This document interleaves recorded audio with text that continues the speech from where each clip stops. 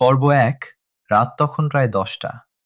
শহরের এক নিরিবিলি প্রান্তে ছোট একটি ভাড়া বাসায় থাকত হাসান। সে ছিল এক পরিশ্রমী মুসলিম যুবক।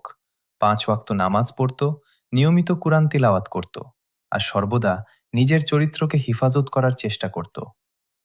হঠাৎ দরজায় কড়া নাড়ার শব্দ। টক টক টক। হাসান দরজা খুলতেই অবাক হয়ে গেল।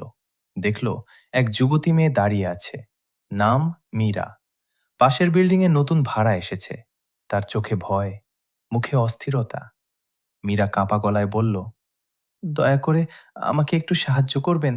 আমার বাসার চাবি ভিতরে রেখে দরজা লক হয়ে গেছে, ফোনটাও ভিতরে। হাসান এক মুহূর্ত থমকে গেল। রাত 11টা, একা মেয়ে আমার নিজের ঘরে। সমাজের চোখে বিষয়টি সহজভাবে নেওয়া হবে না। সে শান্ত কণ্ঠে বলল, আপনি দয়া করে বাইরে বারান্দায় দাঁড়ান, আমি বিল্ডিংয়ের দারোয়ানকে ডাকছি। হাসান সঙ্গে সঙ্গে নিচে গিয়ে দারোয়ান ও আরও একজন প্রতিবেশী মহিলাকে নিয়ে এলো। তাদের উপস্থিতিতে তালা ভেঙে মীরাকে তার ঘরে ঢুকতে সাহায্য করা হলো।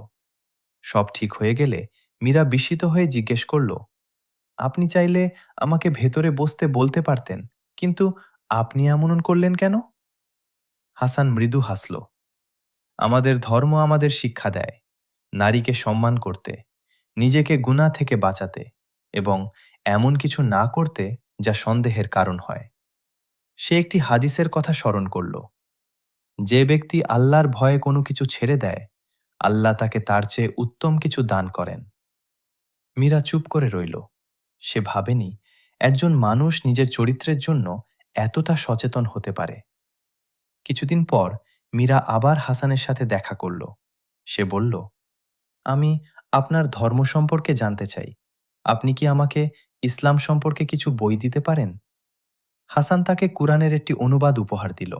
সে বলল, ইসলাম মানে শান্তি। এখানে জোর নেই, আছে বোঝানো, আছে মানবতা।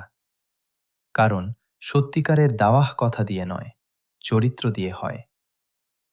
দ্বিতীয় পর্ব পেতে আমাদের সাথেই থাকুন। ধন্যবাদ।